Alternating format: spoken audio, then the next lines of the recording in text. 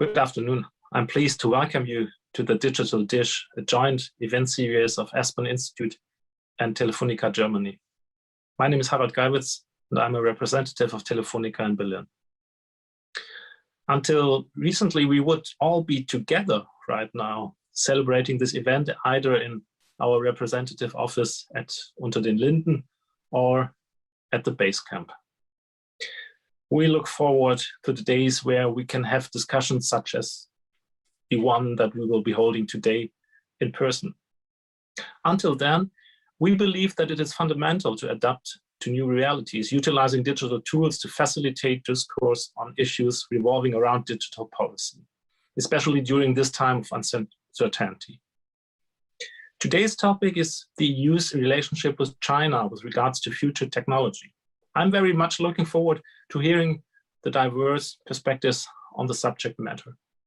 On the one hand, the academic observations of Professor Amighini and Mr. Lee, the Europolitical views of Mrs. Svenja Hahn, member of the European Parliament. We already know each other from the Telefónica Digital Lounge, and from Minister of State Niels Ammen.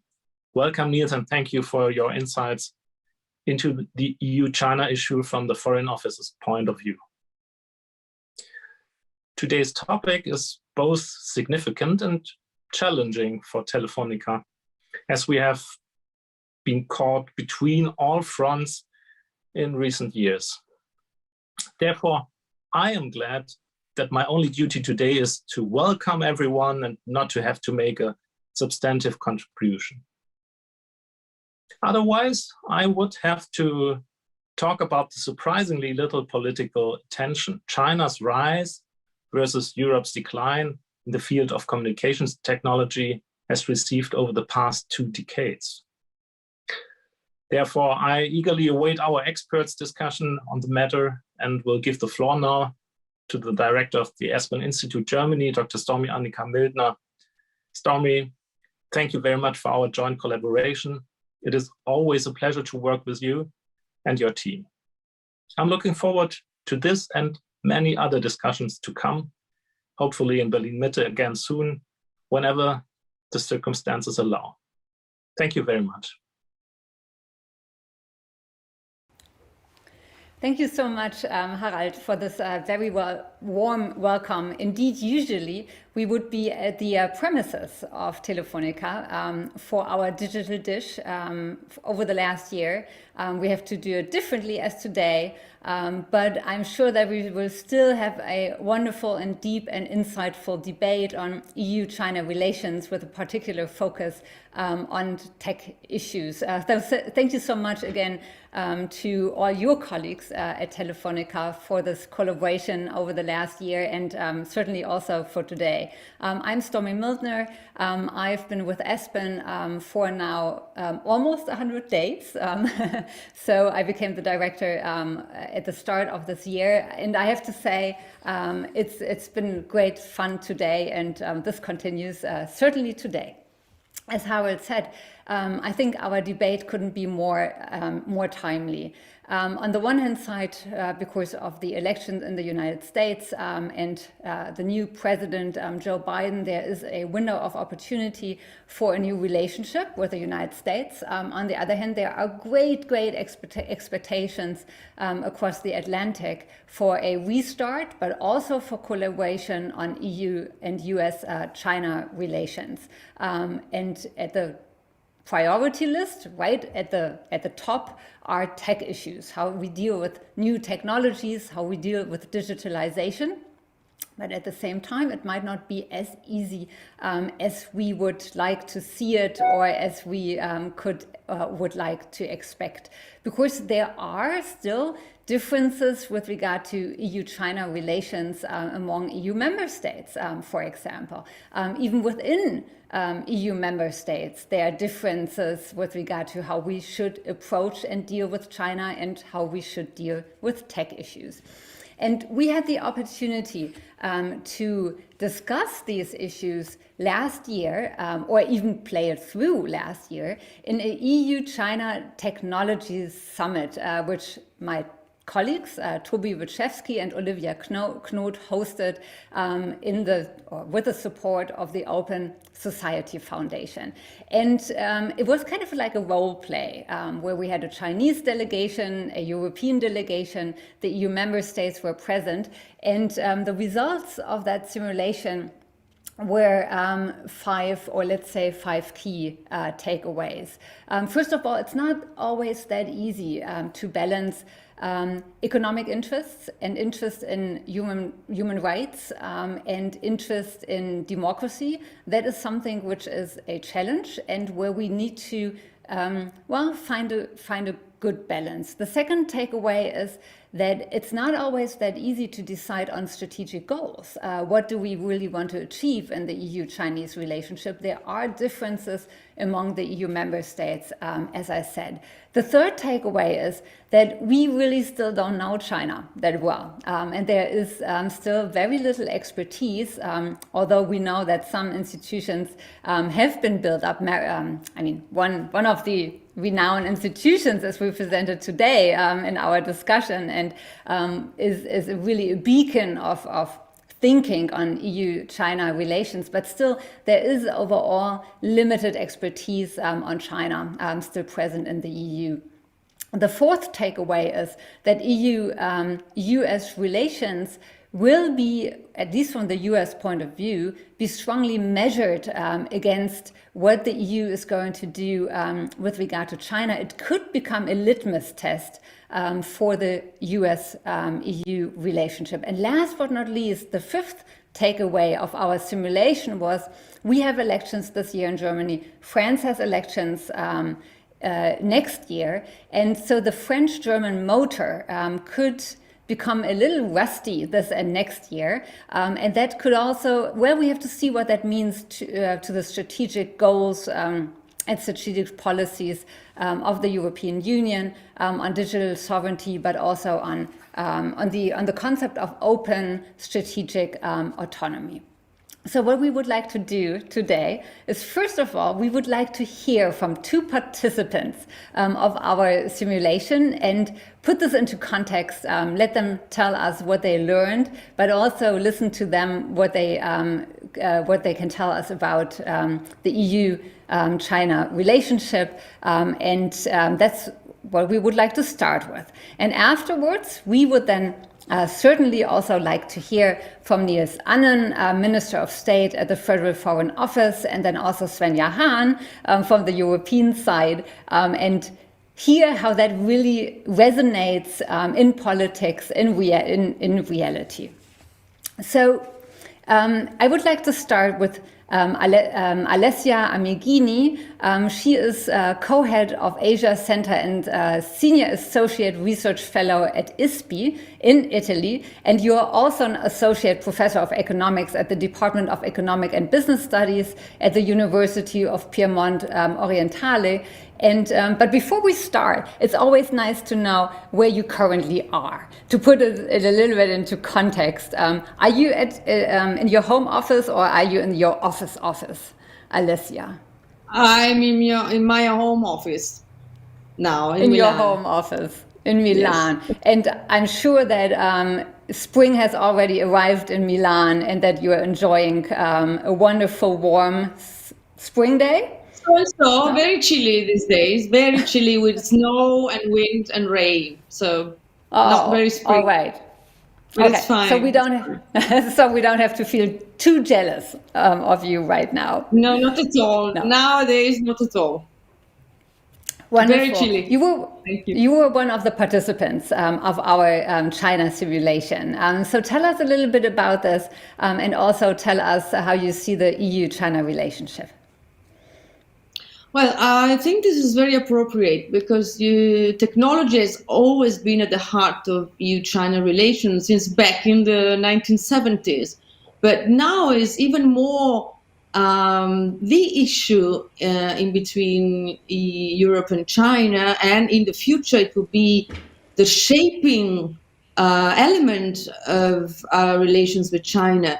And especially when in the context of, a kind of a shift from China from cooperation in technology and science to the announcement of, pursuing a goal of technological independence from, say, the West. Actually, Europe now finds herself in a very challenging position. And I think that it's very useful to structure the discussion today. I suggest that we should a little bit, shape what could be a European position or perception of all the debate, because we are a little bit stuck in the middle of, US, China, US, EU, China. And sometimes I feel that the European perception and position is not very clear, maybe for the internal divergences or discrepancies that are, you were mentioning before, but also because I think we are a little bit locked in to different narratives. One is the China's narrative. China is being, announcing that she's pursuing indigenous innovation, but actually this is a very, very, powerful narrative, but not still the truth in China. China is still very far from being independent on science and technology. She is very brave in announcing, but she's still looking for technological skills abroad. Last week in Italy, you may have heard of it, Shenzhen Investment Holding tried to acquire LPE near Milan, a firm making reactors and wafers and a sort of all inputs, technological inputs for a lot of industrial machinery. And Prime Minister Draghi blocked the acquisition on the grounds of, strategic priorities because of the needs from the automotive sector of a lot of, inputs from this firm and a lot of firm clustered with this firm. So what this tells us is that China is announcing the world she's going to be independent very soon, but she's not. And she's trying still to acquire a lot of, very important firms and producers where maybe security considerations are perceived to be weaker than elsewhere, and Italy as being perceived to be such a country until last week, I think. So, and also on another very different level, I think the issue of Taiwan, of course, China has political objectives on Taiwan. We know we are not going to go into this today, but there's also a very basic economic and strategic motivation behind this political objective on Taiwan, which is the semiconductors and the high-tech skills that China still needs. So these two very different examples of which are the facts compared to the narrative. And I think Europe as being captured into this narrative that, we need to engage with China because China is going to be independent and we're going to miss history if we're not going to engage with China. And on the other hand, Europe as being, also a little bit biased by the US narrative that China is only a systemic rival. We don't need to engage. We don't have to engage. We need to, adopt a kind of a confrontational language that the US has been adopting with Trump, of course, with Biden, much less so, but still the foreign chapter on China is very open and very divisive, I would say. So Europe is in the middle, and still a European narrative on how to engage with China on proper grounds is to be constructed, I think. And I think this is one of the moments where we can, offer some inputs to build such a position, which is to be a collective position, of course. And we in Europe, we should, deal with our own divergences and convergences or clubs or niches in Europe by ourselves. I mean, not to disclose too much of our own dialogues within Europe, because nobody's doing this, nor on the other side of the Atlantic, nor in the Pacific. But when it comes to Europe, all the European say, discussions about how we should deal with one or the other are, kind of, open information for everybody, which is not very strategic, I think.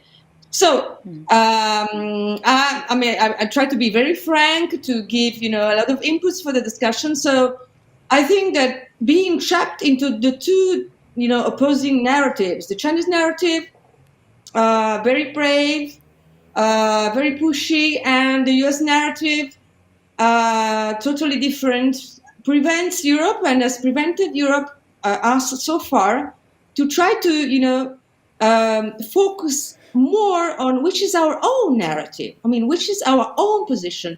And I think that we are much more powerful than the two other parts would, pretend us to be. So this is my input for now on how we should, shape the discussion. More, say, on an active mode than passive mode. Great, thank you so much. Just a follow-up question, Alessia. In our simulation, our EU-China summit simulation, you actually represented China. So were you pushy in your approach? How was it being actually representing China in such an exercise? Well, China has a much easier position than the US and Europe, in fact, because she enjoys a lot of preferential conditions. And in the WTO and in other fora, she has a lot of room for maneuver to try to shape her own policies, which Europe and the US don't have. And this is a very, with a very, not very easy terminology, the level playing field, which I don't like, but in fact is one of the issues on the table. But the field is not level. And, to try to level it up is actually very dangerous, also in terms of terminology, because China is a developing country, and she always, pretends she doesn't have to level the field because she's a developing country. So this is a very dangerous avenue for discussion. So not to talk about reciprocity or level playing field, because otherwise we are going to, to play the Chinese game. And this was the lesson I learned when playing the Chinese part in that exercise. I think it's very easy for China to enter into these discussions, because at the end of the day, she always has the option to say, I'm a developing country. And then we're stuck, in a corner. But if we try not to go into that discussion and terminology, then we avoid being in the corner. Thank you so much. And China has also the possibility to just say no, I guess. I should have said that in the beginning when I talked about the takeaways of our summit. We were not able to find an agreement. We ended our exercise very realistically without a joint summit statement. So let me now turn to John Lee, who is Senior Researcher and Coordinator at the Research Cluster China's Use of Digital Technologies at the Mercator Institute for China Studies, MERICS. And I would say you are one of the leading voices on EU-China affairs here in Berlin and Germany. And in our exercise, you were the head of the French delegation, and you also simulated some of the inter-European, inter-EU meetings. And as I was told, that was also not an easy position and not an easy avenue. And please, John, could you tell us a little bit about your perception on inter-EU positions on EU-China relations? Well, thank you very much, Dr. Mildner. And first, let me say that it's a privilege to be here today speaking in such august company. I might preface this by saying that I am a transplant from Australia, as you might be able to pick up from the accent. So it was certainly an interesting experience playing the French delegation in a simulation exercise that involved an EU-China negotiation, and very educative for me personally. On the exercise itself, I found, for me at least, the most insightful experience was how difficult it was to reach consensus on basic points among the different European delegations, to the point where we were actually unable to grapple with the specific issues that had been put on the agenda. Very quickly, we discovered that the discussion became bogged down on headline issues of principle. And I think this reflects, as Professor Amighini has already referred to, the lack of clarity, at least at a granular level, on Europe's strategic priorities as a whole vis-à-vis China. And if one were to look at the summary document on the Aspen website regarding the simulation's outcomes, it does explain in some detail the different priorities that different European delegations put forth, and how these, to some extent, hobbled the ability of the European side to come up with a consistent position. Of course, as Dr. Mildner has referred to, this was short-circuited in any case by the refusal of the Chinese side to proceed with a communique given the event that was thrown into the mix concerning Taiwan. And to me, that also is very resonant with recent events, certainly, and obviously my own institution has been affected by this to an extent, concerning the current sanctions between China and the European Union, and the way in which that has impacted upon the larger program of establishing an equilibrium between the two parties. If I might turn my comments to some headline issues, I will try and organize these along 5 points, which I'm happy to expand on in the moderated discussion later, and of course in the question and answer session.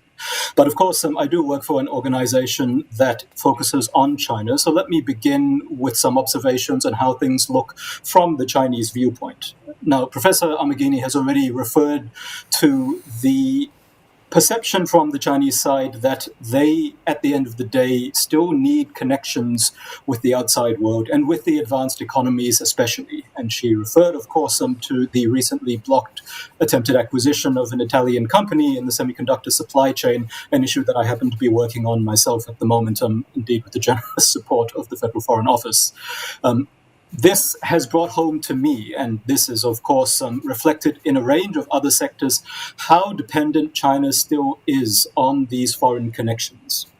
And I think, again, with reference to Professor Amighini's comments about the need to understand Europe's advantages, it's important to remain focused on the things that Europe still has to offer to China. And this goes, of course, for like-minded partners in the United States and elsewhere. And this is reflected very clearly on the Chinese side in statements by President Xi Jinping in various levels of Chinese declared policy that the country needs to maintain an open environment and connections with the outside world. The challenge, of course, from a foreign viewpoint, comes from the greater emphasis that is increasingly being placed on the need to balance that from the Chinese viewpoint with greater control. And this doubtless presents some great challenges at both the regulatory level in terms of access, for example, to different sectors of the Chinese economy. And there, again, perhaps later on, we can talk in more detail to what has been set out in the CAI, but also the existing situation with the Chinese economy and high-tech sectors. But indeed also at the political level, where once more the situation with respect to Xinjiang and the sanctions over the last month, I think, has illustrated very clearly how political obstacles can, in a way that wasn't so obvious a decade or even several years ago, impose themselves in terms of the Chinese side's political priorities on the ability to reach common ground. I might also observe from the transatlantic perspective, which perhaps we can again cover more later in this event, that finding a common position will be important to dealing with many of the key technical issues which were raised, for example, in the outline document for this event.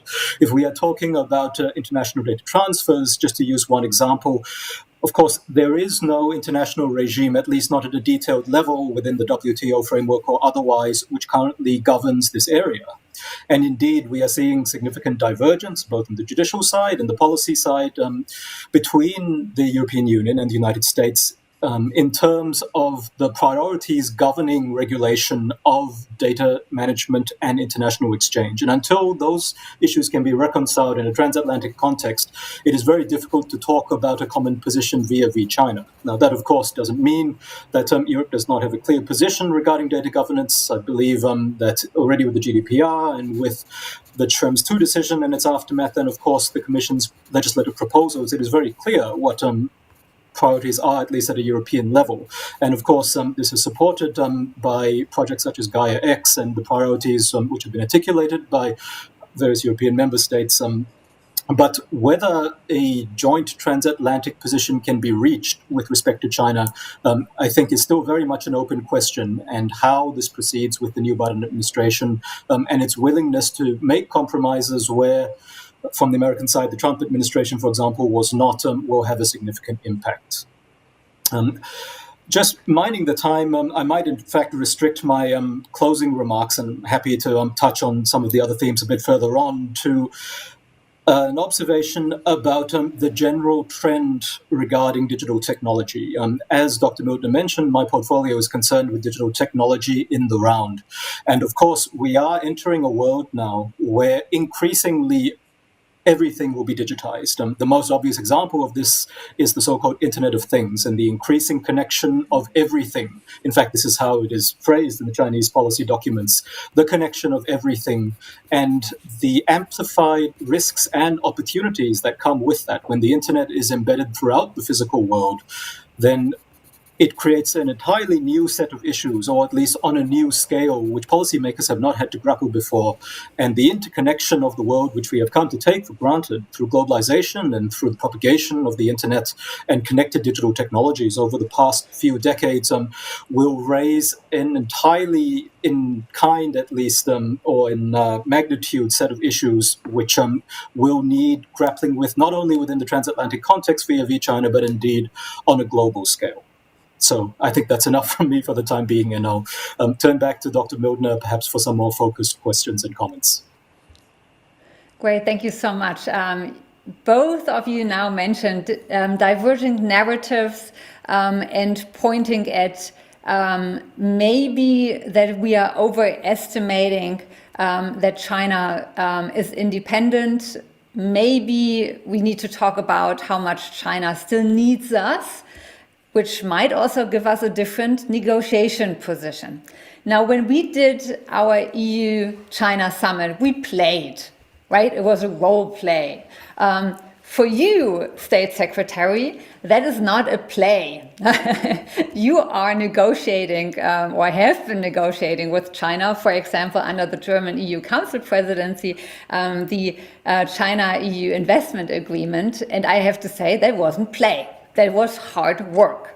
So how does the reality of EU-China relations look like? And how does the reality of German-China relations look like? Well, first of all, thanks for having me, and thanks for the indeed very interesting inputs. And I agree. I mean, of course, it's not a play, although negotiations always have something of that dynamic. And I think that's also true when we come to the evaluation of our relationship with China. Because to be very frank with you, what we saw also in that negotiation about the investment agreement is that China is not immune to political pressure. And a lot has been said, and there's an ongoing discussion whether or not it was the right timing for Europe to have that negotiation concluded. But we certainly saw that there was a reaction in Beijing towards American pressure, and that somehow the Chinese had to react. And so I don't believe that this is it's a secret that this had an impact in general. And I may also refer to some what my colleagues already said. I believe the European line has significantly changed. and not because we changed our point of view towards China, but basically because Chinese politics changed.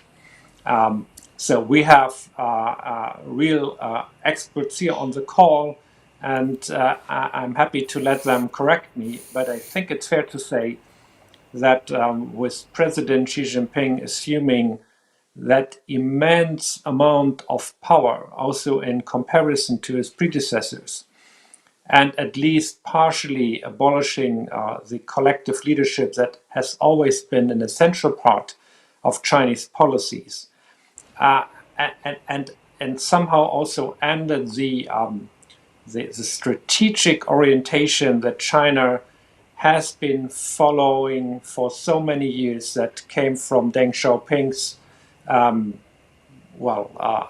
slogan to keep a low profile, to never take the lead, to be pragmatic in conflicts. I think Europe and the West in general had to react to what has been an increasingly aggressive, sometimes aggressive and authoritarian line, and less willingness to compromise, be it in regional conflicts, but also in trade conflicts. So that is one of the reasons why the European Union and Germany as well is talking about a strategic rivalry. And that's not just, a bullet point in an official document. That's part of our reality today. But what I am concerned about is that this is not the whole picture. We still are convinced that China is and must be a partner. It's also, as we all know, a competitor, but we shouldn't completely, let the two other aspects of our strategic outlook overshadow the fact that we have a vital interest in keeping a good relationship, both politically and economic relationship with China. And that's why I found it very interesting to hear about our two previous speakers, talking about the narrative. And the narrative has been increasingly that of only looking at a strategic rival. And especially, but not exclusively, during the Trump years, we observed a language that somehow, sometimes at least, sounds very familiar to what we all have been learning during the Cold War. And the discussion that I believe the Europeans need to have among the European Union, but also with our American allies and friends, is what is our policy? Do we really want to contribute to a new kind of bipolarization or a new polarization? It's not entirely up to us whether we will be able to avoid that or not. But we should be very careful. And not only talking about China, but also talking about many other issues. I think the last 4 difficult years between the European Union and the Trump administration taught us a lesson that we really need to work towards a more sovereign European Union when it comes to our instruments, political instruments, trade instruments, etc. So we need to have our own position on China. And now we have a new opportunity with the Biden administration that is open to consultations. But I doubt, knowing a little bit about the US debate about China, but could also be applicable to the US debate about Russia, that we will be completely in line with what our American friends are doing. So that's why we need to have our own instruments. And Germany, in all modesty, plays a crucial role. I'm completely aware that not everybody was always happy about Berlin's China policy, also within the European Union. Why is that? Maybe also because we established quite an exclusive instrument with government consultations on an annual basis. Usually, sometimes even more than half of our cabinets are involved. The chancellor is regularly visiting China. We have high-level visits here. So Germany has always been able to make FaceTime with Chinese leaders. And we know that this is not always the case for smaller member states. So that's why the idea of having a EU-China summit, and Stormy, not only, if I may say so, although it was very useful to have that a simulation, but a real China-EU summit, had also the purpose to demonstrate to our friends in the European Union that Germany really is prepared to make an own contribution towards more cohesion within the European Union when it comes to China, but also to continue what has been a crucial line of communication with Beijing. So now COVID came into play, and we all know how that ended. But I think that kind of communication remains crucial. And we all know that although we are concerned about also developments in terms of increased military spending, not only in China, but in the region in general, and the need for a new round in arms reduction and arms control talks. But the real instrument of strategic rivalry, if I may use that term again, today is trade policy. And these are really the instruments that has been applied. And although when we maybe later touch also on issues like 5G, where I have certainly a more hawkish view on that, and I don't trust that Chinese technology, to be open with you, but I do believe that the trend that we are observing towards a technological decoupling is not serving our interest, especially as a very open economy that the European economies, Germany has always been. And we need to have an honest conversation about what are the right instruments. On the other hand, there is no alternative to a stronger cooperation in defending our interests towards increasingly assertive China. And the issues have been named, the situation in Xinjiang and Hong Kong and others.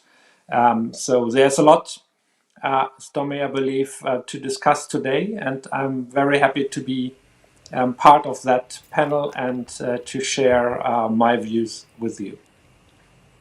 Thank you so much, State Secretary Niels, if I may. I do have a follow-up question to you, because there's a lot of discussion on a sovereign European Union or an autonomous European Union. What do you mean personally when you say that the EU needs to be more sovereign? Well, look, I believe in the value of transatlantic relationship, and I certainly hope, and we made a real effort to add that, to come into in a close strategic consultation mode with the Trump administration, also about China, without much of concrete results. So I believe that basically we share in a broader way same interests and views on issues like human rights, democracy, transparency. But we need to be honest with each other. So the American, especially over the last 4 years, have applied sanctions against German and European companies when we had political differences, extraterritorial sanctions. They also, when it comes to China, increasingly are expecting that their allies are following their narrative, and so nothing of the points that I mentioned are speaking against a closer cooperation with the United States, but without creating instruments to protect our own companies also from the threat of sanctions from France. I'm very sorry that I need to address it in that clear way, but that's what we are talking about, with reference, for example, to the Iran business, to dealing with Cuba, or of course the most controversial issue, which is Nord Stream 2. And so that's why Europe needs to define its own interests. And that's the best base to deal in a transatlantic way, but also the best and most transparent way to make our priorities clear towards our Chinese friends. Thank you so much. We are already getting the first questions from our audience. Just as a reminder to all of those who are listening in, please write your questions in the Q&A function. We cannot call on you and have you directly in the discussion, but I'm very happy to integrate your questions into the discussion already now, but also later on in the Q&A. So don't be shy, send us your questions. So let's now come to Svenja Hahn. You are a member of the European Parliament. You're an expert on trade issues. You're an expert on digital issues, and certainly an expert on the EU-US relationship. And if I remember correctly, the EU-China investment agreement was not met with applause in the parliament. Quite the contrary, there was a lot of criticism. And maybe you can tell us a little bit about that criticism, the most critical points, why the parliament wasn't happy with it, and what you would believe needs to happen for the parliament to actually sign on to the agreement. Well, thank you very much. Excellent question, Stormy. Thank you very much for having me. It was very interesting to listen to Niels, of course, but also to the other speakers about the simulation. There were actually some very, very interesting aspects, and someone that is working on a daily basis, both in trade relations but also in tech relations, it was really I was really keen on hearing about that. And if we're talking especially about trade relations, why do we have so much expectations in trade in the EU? It is because we're not having a very much working foreign policy. I mean, we've just had two big humiliations of the EU on foreign policy level just in the past, just last week with Sofagate and Turkey, with Borrell and Russia, and we can't really much agree on many aspects in foreign policy. But what is an original task of the EU is trade. We are maybe not the most diplomatic power at the moment, but we for sure are an economic power. And therefore, a lot of relations we have are defined on the economy level. And looking as China, we've seen in the lot only in the past there was only the focus on the economic partner that China is, and I mean that is a sheer fact. But nevertheless, by now almost everybody realized that the nature of the Chinese system is as well that of a systemic rival, and that is threatening our democratic values, that is threatening our fundamental rights, and of course is in itself striving for more regional and geopolitical dominance worldwide also, while breaching fair economic competition. And that as well, the German industry realized that is becoming more and more critical of it, and in the meantime, more and more EU member states have realized that. And I think it was a mistake that we so silently for such a long time watched a huge authoritarian player become more and more dominant in the world, and violating many things that we believe in, fundamental human rights, to fair competition. So we really have to decide ourselves, where are we in this path of history and what way do we want to take? So we have a very critical situation at the moment. I absolutely think the Kai was a mistake. I've been very critical about it before. I think it was a strategic mistake time-wise to rush it in the last days of the German presidency instead of developing a joint approach together with the new US administration. So that's a mistake from the timing as well. And if we look at the content, I believe it's simply not good enough because it's not addressing the really pressing problems we have. I do think it would help to have an agreement. We need to address China's behavior on many levels, the unfair trade practices, for example, but is not addressing all those problems, especially not the investment protection issues that are there. It's left in the loop, hanging for a further agreement. Regarding the market openness, it's simply not good enough. So the content is, not as what it would be needed. And if we look at the human rights issue, they're simply not addressed. not addressed enough. So before the latest sanctions, we have said in the European Parliament, in order to be able to even ratify it, the Parliament would expect China to ratify the international labor law articles that are addressed in the CAI, ratify and have a concrete timetable. That was what we said before. But finally, the EU sanctioned China. In my opinion, a bit more symbolic. The EU sanctioned 4 Chinese individuals and 1 company that are taking part in the massive human rights violation in Xinjiang, which some parliaments, like the Dutch Parliament or the Canadian Parliament, already decided amount in their sincerity to a genocide. The EU finally agreed on sanctions, and China reacted with counter-sanctions, attacking democracy and freedom of speech, and even sanctions MEPs, and sanctioned the whole Committee for Human Rights of the European Parliament. And I thought it was hard content-wise before, but actually in my group, the Liberal group Renew Europe, we believe that ratification process should not even be on the agenda of the Parliament as long as China is sanctioning and targeting the work of parliamentarians.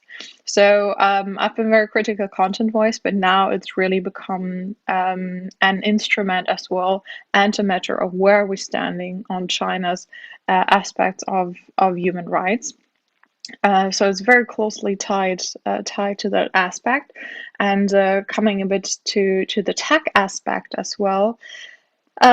We face the same decisions. I'm serving as well in the Special Committee on Artificial Intelligence, and regarding EU-China tech relations, it's about technology and its governance, and where the decisions we're going to take in the coming years will as well define our roles on technology in the world.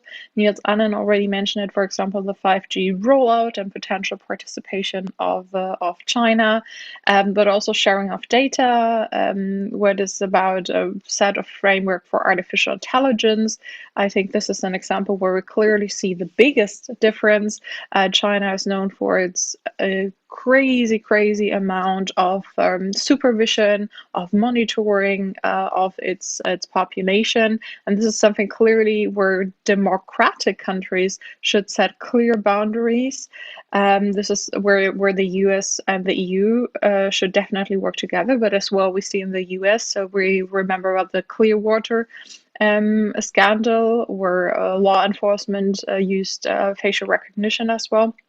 So there are as well challenges in defining this aspect in our relation with the US. So to generally speak, if we want to boost our digital economy, which I think is the focus in not only in the Commission agenda, but also on our way out of the economic corona crisis, we need to set as well a framework of a legal framework in which we want to operate, and in which we maybe don't want to operate when it comes to relations with China. But also these aren't easy aspects with the US.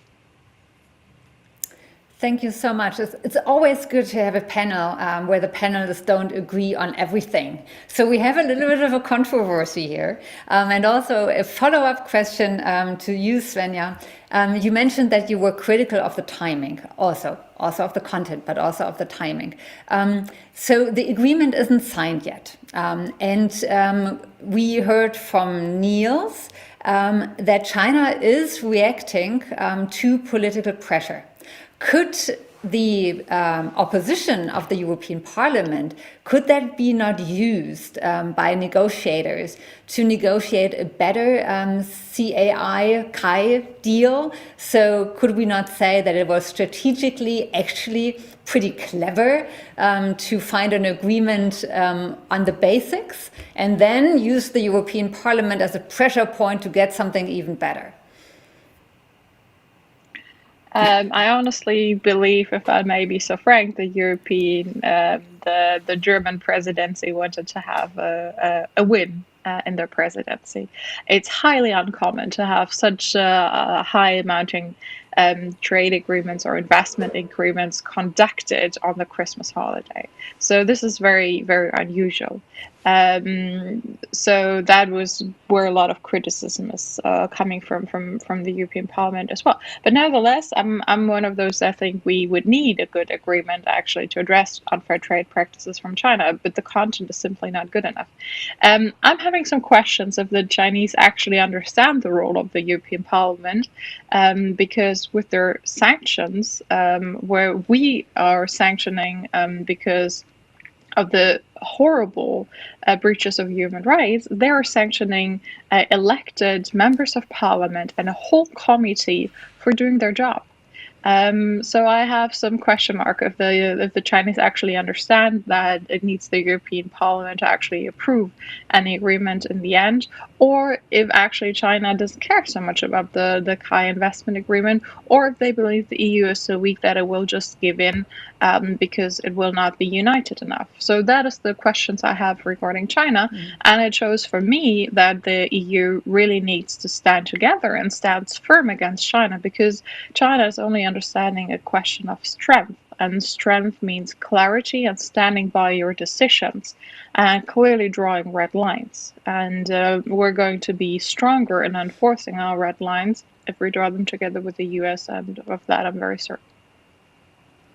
Thank you so much. Back to you, Niels, because there was such an important project under the EU Council presidency. And I'm sure you thought a lot about this, about the timing and the content. So I would like to give the floor again to you to explain the German position to us a little bit more in depth. Well, look, I certainly hear the argument. I respect the argument that has been made from critics not only within the European Parliament, but also the broader public, that we should have been waiting for the US administration. And we heard even some of those expectations by the then still incoming Biden administration. You know, this is a public debate, but if I may be so frank, just think for a moment, a US administration would have waited to conclude an investment package or deal with China or any other major country in the world to wait for, let's say, hypothetical new EU Commission assume their new role. That would have never would have happened. So, you know, we know it's a long process, and I think everything that Svenja said is relevant and will be part of the discussion. And at the end of the day, it's the European Parliament to take that decision. So I was not in the room when that was negotiated, but we have to say that there were extraordinary Chinese movement. So the reason for that last-minute conclusion was not that the Chancellor wanted to have another win, or, I mean, she does not need to add to her international prestige. And I say that as a social democrat. I think that's pretty well established, to be honest. That was because there was movement, and we had the impression that it's in Europe's best interest to react on that. And, you know, I'm listening to all that rhetoric about stronger, more cohesive European policy and European sovereignty or even autonomy. But then, if the moment is there, everybody is afraid to just do that. What, you know, our American friends would not have wasted a second in even debating that. So if we want to become a little more sovereign, let's act a little more sovereign. And we actually have one of our first questions is on sovereignty. So Ned Wiley asked if sovereignty is actually a realistic policy goal at all for the European Union, being kind of in the squeeze between you could say not even a triangle, but a quadrangle, so to say, with Russia on one hand and China on the other hand, and then the United States. And I would like to start again with you, Niels. Is the EU actually strong enough to be sovereign? And then I also would like to ask Svenja about this before I then come back to Alessia and John to ask you more about the digital issues. So Niels, are we strong enough to be sovereign? I would say it depends, right? Because what Svenja said about the lack of unity in terms of foreign policy, that's certainly true. And I'm an optimistic person, and I believe that we can overcome some of that obstacles. Well, we do have the divisions that we saw in the United States when it comes to questions of of transparency, of media freedom, of authoritarian behavior. We have all those problems within the European Union, unfortunately, and it's part of what is shaping the debate right now. And of course, when it comes to China, but also when it comes to other policies, we made it quite easy to outside actors. I would remain it in an abstract way, with your permission, Stormy. We made it quite easy for outside actors, to block certain political decisions, because some countries believe they have a short-term gain if they block a EU position. But we shouldn't forget that indeed we are a global power when it comes to trade. And when it comes to those kind of negotiations, the European Union is well prepared. I think not sufficiently. We need to do more to protect our companies. We need to think about the political weaponization of the US dollar, as we saw, especially over the last 4 years. But the threat is not off the table, as we know, when it, for example, comes to Nord Stream 2, but also other aspects. So that's where we need to work on. But when I talk about European sovereignty, that's not, in the spirit of confrontation with the United States or the country. We have a unique opportunity that we cannot afford to waste, to realign ourselves in many important policy issues with the United States. But to realign does not mean that we are adopting their position.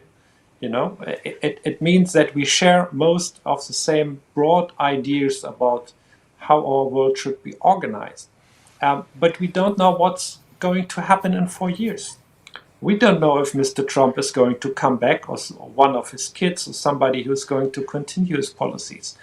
So that's why we need to become more sovereign, but it's not going to be a process that is going to be concluded in 1 or even 4 years.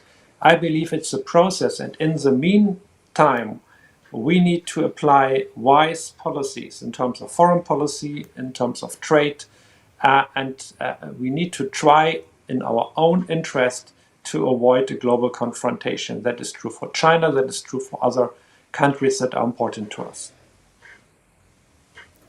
Svenja, what has to happen for the EU to be strong? Well, I think first and foremost, we should not fall into the protectionist trap, because I hear a lot of people from all kinds of spectrums of the political agenda mistaken independence or strategic open autonomy for being protectionist and going an isolist way.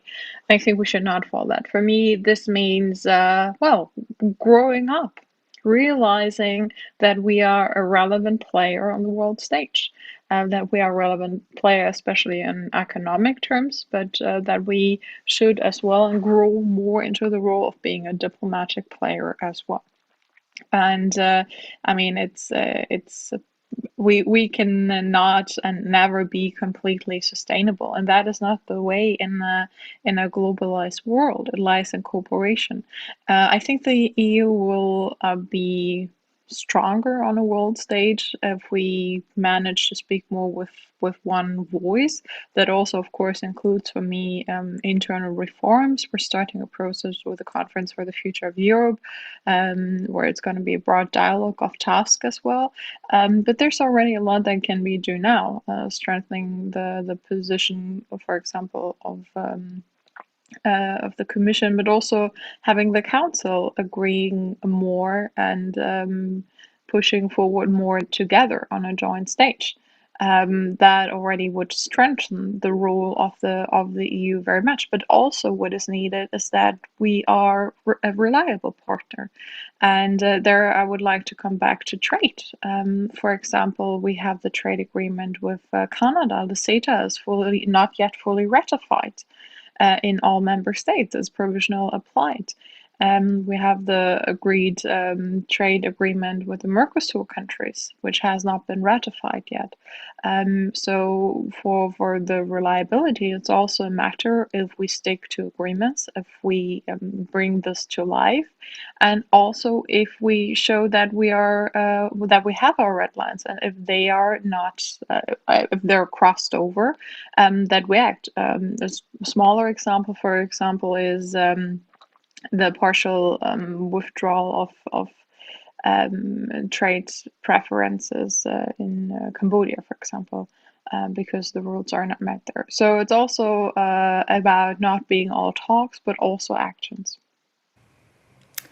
And as it's not all about talk, but really actions, Ulrike Franke asked about artificial intelligence and the role of the European Parliament and the role of the AIDA Committee on Artificial Intelligence. And the question also goes to you, Svenja.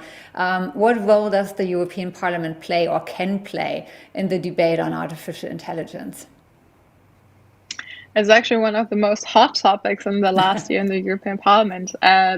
We have, I think, I have worked on more than 8 positions from the Parliament in the Single Market Committee. Our committee, the Special Committee for Artificial Intelligence, is not a legislative committee. It's streamlining the position of the Parliament on many aspects, but the legislative work is happening in the permanent committees.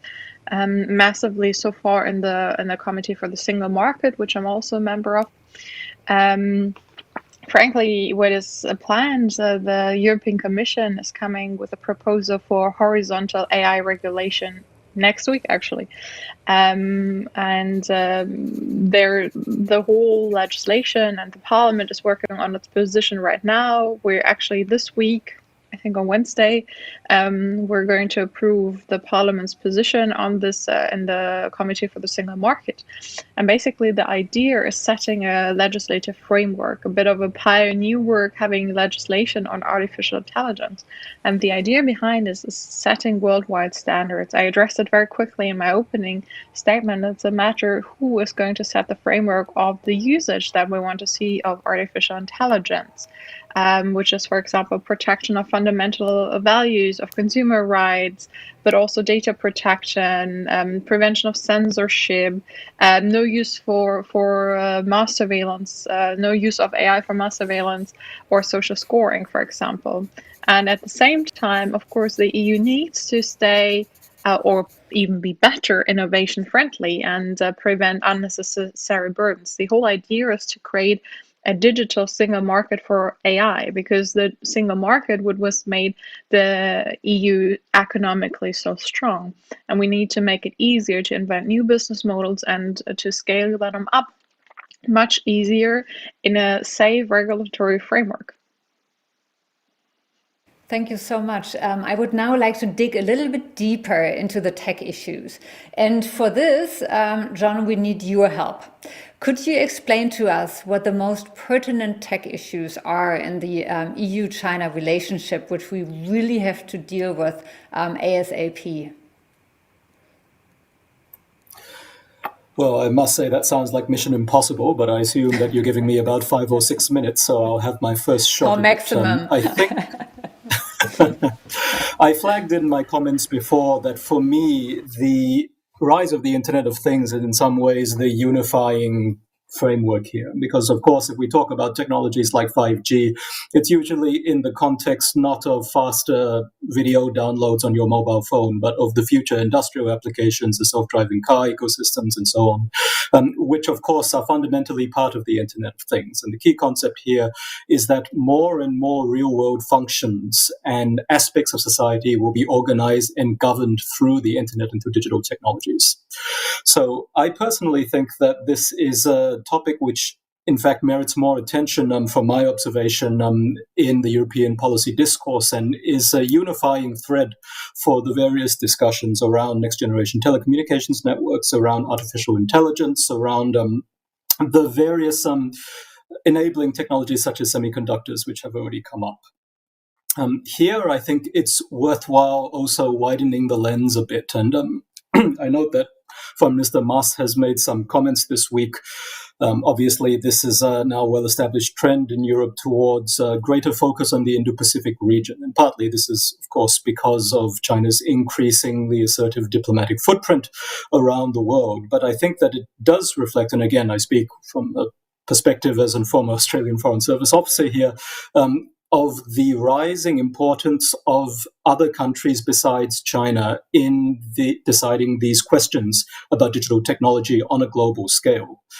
Now, if we come back to the issue of an integrated Internet of Things around the world, I think that this is really where the litmus test will be for the ability of the European Union and its project to set standards and to ensure that the governance frameworks are informed by European values, whether or not those have been agreed at some level in the transatlantic space with the larger world. Because, of course, if we look forward, and to some extent the pandemic has clouded this picture, but as a general principle, the economic growth and the increase in the online population who will use these digital technologies on a global scale in the future is not coming from Europe, and it's not coming from North America. It is coming from Africa, from South Asia, from Southeast Asia, the regions which, again, Foreign Minister Mas has highlighted this week in terms of a priority for a European Indo-Pacific approach.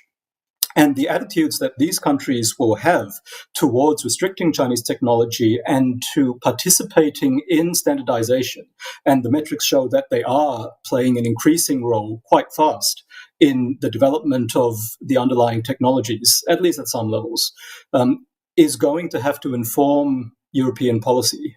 Just to put a fine point on this, if we were to use the concrete example of the Commission's digital roadmap, for instance, which of course was only published last month, and some of the associated initiatives like the Digital for Development project with respect to capacity building and setting of governance and technical standards overseas, much emphasis is placed on growing European digital connections with Africa. And indeed, the African Union, I believe, is nominated as the initial regional partner for the D4D initiative for building a connected international cyberspace which is safe for European values. Africa is a continent where 70%, it's estimated, of the existing wireless broadband infrastructure is equipped by Huawei. Its fastest growing economy and its second largest economy, that is Kenya and South Africa respectively, have both just signed contracts with Huawei, in fact in partnership with Nokia, I believe, in Kenya's case, to equip their fifth generation telecommunications networks. And at least so far as we can tell, there's not been a single telecoms contract which has been cancelled with Huawei by any African government as a consequence of all of the political pressure that has been exerted by the United States over the past few years under the Trump administration, nor apparently of any initiatives emanating from the European Union to date.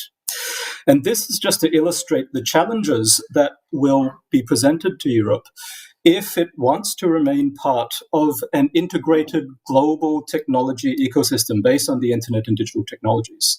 So I think this is the context in which discussions around setting artificial intelligence standards and the values that should underpin them, internet governance and so on, need to take place.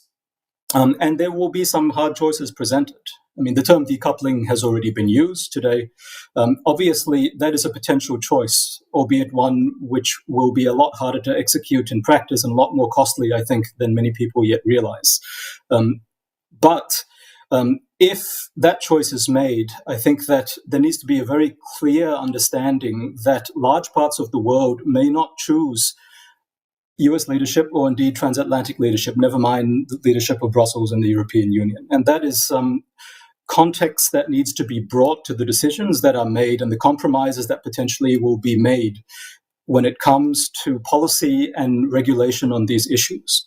Because again, if we look at countries like Indonesia, like Brazil, like even India, which is often cited in the context of cooperation via Beijing these days, their priorities as demonstrated by their actions, including with respect to China in particular, are very different from those of the European capitals and indeed of Washington, D.C. But again, perhaps let me wrap up there and allow Professor Amighini to provide her perspective on these issues. Oh, absolutely. Alessia, when you provide us with your take on the issue, could you also, we have one question coming in, again, on the transatlantic relationship, asking if we need to first solve our transatlantic conflicts on platform regulation, digital taxes, and some data protection before we can actually cooperate transatlantically and work or join our forces with regard to China. And we would be very interested in your take on that issue as well. Well, this is a very big issue, but let me follow up a little bit on what Niels, Svenja, and John have said. Just a minute. Don't you feel that everyone is scolding Europe for something that, according to either the US or China, we shouldn't be doing? I mean, this is very, annoying, irritating. Europe, I think, I'm very open to US, China engagement, everybody else is.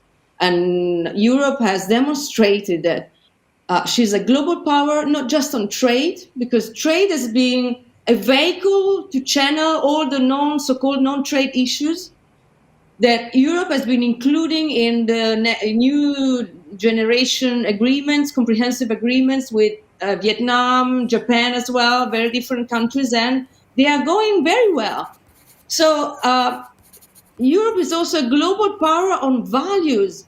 We have been building values within our own borders. We have been sharing values. We have been offering values in the realm of cooperation with third countries, developing and developed countries. We have been very quietly negotiating with very different countries, and we are going on. So we are a global power on values, and everybody is calling us because we should be doing this, we shouldn't be doing that. Again, maybe this is a terminology, but we are, being, on a passive mode, I think. And what John was mentioning now is that Europe has the power, politically and also technically, to be a trend setter also in sharing values. And as the future of manufacturing will depend on digital technologies, the values framing how digital technology will be regulated will be shaping all the relations with the US and with China and with the rest of the world. So when it comes to values, the most crucial value that has been putting us in this very uncomfortable position in between the US and China is that we have been pursuing competition within our own borders while nobody else is doing at home. The US is not doing, China is not doing, and they are scolding us, and we keep doing this. So we should be offering the benefits of competition, even if competition has prevented us from developing our own 5G. Remember when Nokia and Ericsson were kept apart by Commissioner, I don't remember her name, pardon me, but this is a very crucial issue of values within Europe that we have been designing. We stick to them despite what's happening in the other big powers. So we are a major power also in values. Of course, this is jeopardizing a little bit the internal market as well, because we are welcoming big powers at firms, and we are preventing national or European champions. And this is at the very heart of digital development now. But in terms of values, so which values are regulating the digital technologies, we should be, acting as a major power. And so I follow up on what John was saying. Of course, Africa is, navigating in Chinese waters, we have to say, but still there's a room to, try to offer cooperation. I mean, real cooperation, not something which is pretending to be cooperation, but it's actually business as usual. But we must be very, very assertive. And, in African terms, they welcome very different visions of Africa, which is not what Europe has been thinking and acting on Africa in terms of cooperative behavior. And this puts us in a very weak position. When sticking to values, one is very weak. But when acting on values, we should gain our strength, which is there, but, it's, under the carpet, because the big powers, US and China, don't stick to our own values. And they stick to the monopolies. And don't let me mention, firms on the one side, on the other side. There are very many on the one side, on the other side. There are none in Europe. How come? I would start from this point, very point. And I would like the European Parliament to be very conscious of this. I don't think we are conscious of this. We keep being scolded for what we are doing. And this is very annoying. I mean, everybody from the US part and from the Chinese part is being, they are overreacting for interference. This never happens in Europe. We my point. I think I would rephrase the argument by setting the global power on values, which nobody wants to acknowledge us. Thank you. Thank you so much for making this a very assertive point. Unfortunately, time is already running short in our discussion, so I do have to bundle questions quite a bit, and I hope that we can still cover the content sufficiently, but I have to ask for the understanding of our audience that I can't read out every single question, but I do have to bundle it a little bit. I want to pick up one of the questions of Wiebke and Leander, and they are asking, and it also resonates to what you just said, Alessia, with regard to values, and it's the question of standard settings and norms, a little bit more on the technical side, but nonetheless, the EU has always been a strong standard setter. And the question is this something where the EU can be more assertive on technical standards for digitalization, for artificial intelligence? And I would like to ask John and then Alessia on this point before we go into a closing round with all of you. So, John, what do you say? Standard setting, the EU as a standard setting power?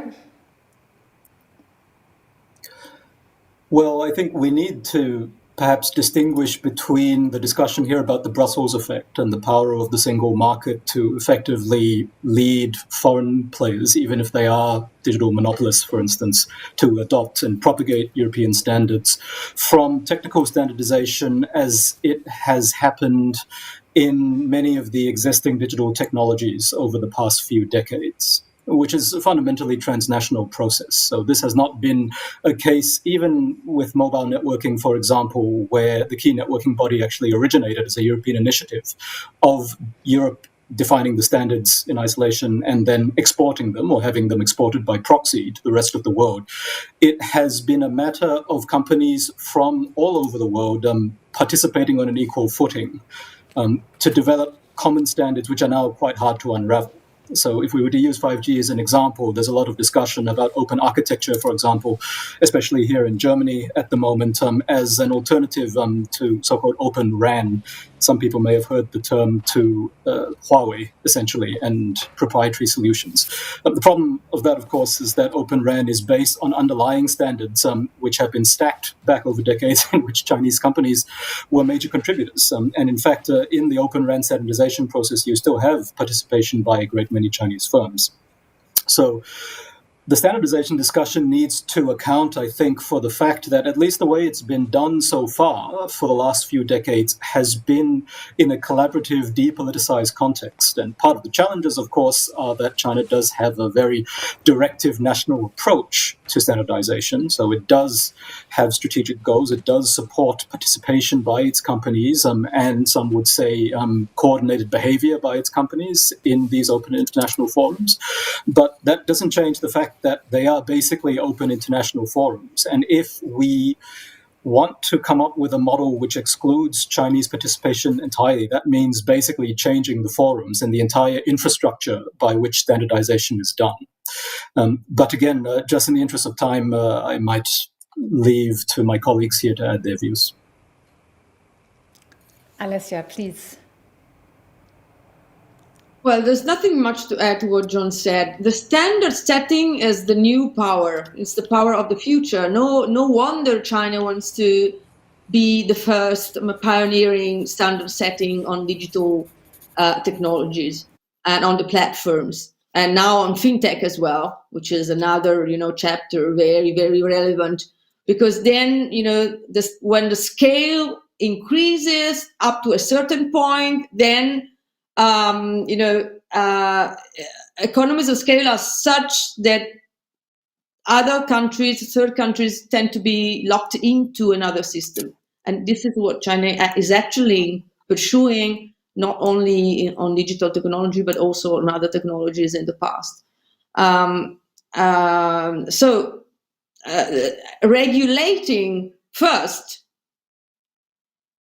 with the aim of having our own digital sovereignty is of course very urgent, but with also in a view of having our data and information protected, but also with a view that, as Niels was saying, digital and technical decoupling is not feasible. Well, that's going to be a very sharp line between systems, and there are going to be possibly 3 systems. Who knows? But the world is very small after all, so there's not so much room for 3 different digital systems. So, and then it's a matter of power.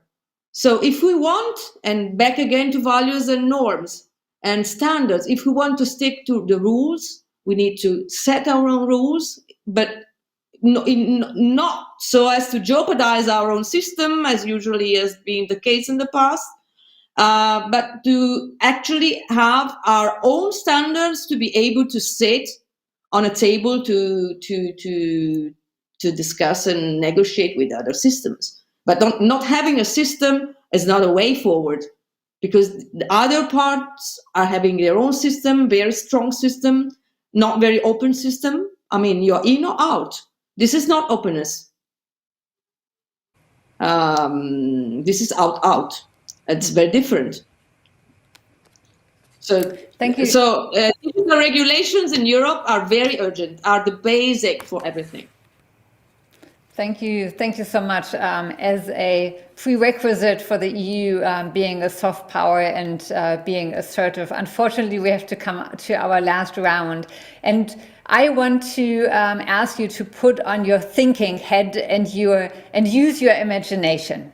Imagine there is another EU-China summit coming up on tech issues, and you're writing the declaration, which both of them, the partners, are going to sign in the end.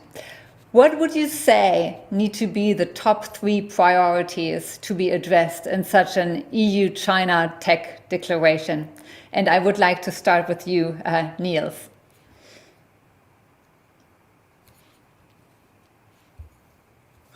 have to unmute myself. Well, it's not an easy question, but I think if I may sideline a little bit your plea for 3 topics, let me just say that I believe we need to come to reciprocity as a general principle. That has not always been the case. And I mentioned how open Germany, but also in general the European markets have been, which has been of great benefit. And Svenja mentioned also the danger of falling back to protectionist measures and trends, which is certainly realistic. So I think we need to come to a clear agreement with China that we want to have a good cooperation.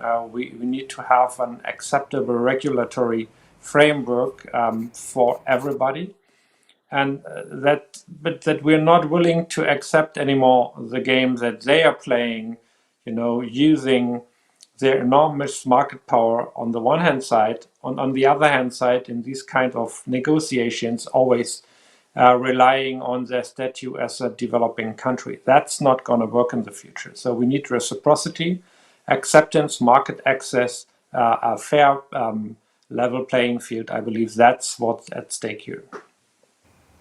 Thank you so much, Niels. Svenja, over to you. Your 3 most pertinent issues for a tech EU-China declaration. Well, there are certainly a lot of issues. If I should limit it to 3 aspects, it's definitely on cybersecurity, on forced data exchange of European companies as forced through China, because this is, of course, as well an aspect of, secrets, trade secrets, as well as stepping it up. And third, I think usage cases framework of AI. But there's so much more. But those would be like 3 things limiting it down. Absolutely. But limiting it to those are very pressing right now. Wonderful. Thank you so much. John, your take. Well, I would also, by preference, cheat and nominate a single issue, but I will have a go at 3. Though, again, I would prioritize 1, and that would be finding common ground on international public goods. And there again, if we look at the internet as a global public good, which provides certain services in common to everyone, I think it's possible to get around to some extent the differences which will not be resolved, perhaps in the transatlantic context, but I'm very skeptical in a global context, and certainly not with China over values. So to some extent, if they can be compartmentalized, those issues, and we can focus on the need to keep the internet running as a piece of infrastructure which provides shared goods to everyone in the world, then that's at least the basis for some outcomes that might provide the goodwill for further discussions. If I had to nominate 2 other issues, then I would agree with Representative Han that international data exchanges are perhaps the most pressing. And here again, I have to put this in context that the digital component of international trade, of course, is rising rapidly. We've already seen in the context of the transatlantic space how a decision like that in the Schrems II judgment can create great uncertainty for businesses and for policymakers, even within the transatlantic community, never mind within the larger global context. And then for the final issue, I agree that artificial intelligence will be important, but I would also encourage to, again, the audience and my fellow colleagues to bear in mind that the hard physical technologies underlying all of this digital infrastructure not only are very important, but have been in some ways the focus of the adversarial measures that have been taken so far. So if you look at the actual decoupling measures, the export controls that have been put in place by the United States over the last few years, for example, they haven't really been in the field of artificial intelligence and regulation of algorithms so far. They have been very much targeting semiconductors because there are choke points in a well-established and mature supply chain which you can target, and that is already creating great disruption or contributing at least to it on a global scale, as we've seen with the auto industry here in Europe and the global shortage of processing chips. Thank you so much for also mentioning the issue of export controls. That was one of the questions we hadn't tackled so far. So last but not least, Alessia, your three priorities. Well, it's not easy being last on this. I have only one, a big one. And this is, as Europeans, we are entitled. And maybe we have a right to put on the table the, say, fight of monopolies on digital platforms. The US has, China has, Europe doesn't. So this is a very big issue. Of course, they won't agree, but we are the only one entitled to, actually ask for not having monopolies on digital platform, because this is the very, field where the actual competition will be happening. Once, millions of people are locked into a platform, then we know what happens. So, and this goes back to the question before. So, prevent and work against monopolies on digital platforms, I think, is the issue. Thank you so much to all of our four speakers. Unfortunately, our time is up. I'm not surprised that we did talk a lot about European strategic sovereignty or autonomy. You can't get around this issue when you talk about EU-US relations and EU-China relations and digital issues. And what I learned today is sovereignty certainly does not mean do it or go it alone. I learned that sovereignty also does not mean closing yourself off or protectionism. I also learned today that sovereignty requires EU unity, and sovereignty also needs assertiveness, and that we don't let ourselves being pushed around. And as Alessia also told us and reminded us, sovereignty also means that we shouldn't underestimate ourselves. But at the same time, we need to see where our weaknesses are, where we have to do investment and where we do have to do more. There's so many more open questions, but this has not been or is not going to be the last digital dish we are doing. So please join us again at our next digital dish. Thank you so much again to our strong partner, Telefónica. We love to do these events with you. And I have to say the technical setup was amazing. And I would like to do this again with you. And thank you so much to our four speakers again, to Niels, to Svenja, to Alessia, and also to John. I am very sure that that the EU-China relationship lies in good hands with such good and strong negotiators, as well as such great experts on China and EU-China relations. Thank you so much for joining us today and sharing your knowledge and your experience with us. And I would say, this is going to be continued. Thank you so much for our audience for joining us today and for asking these excellent questions. I hope to see you soon. Until then, I always say, stay healthy and enjoy the rest of your evening. Thank you so much to everybody.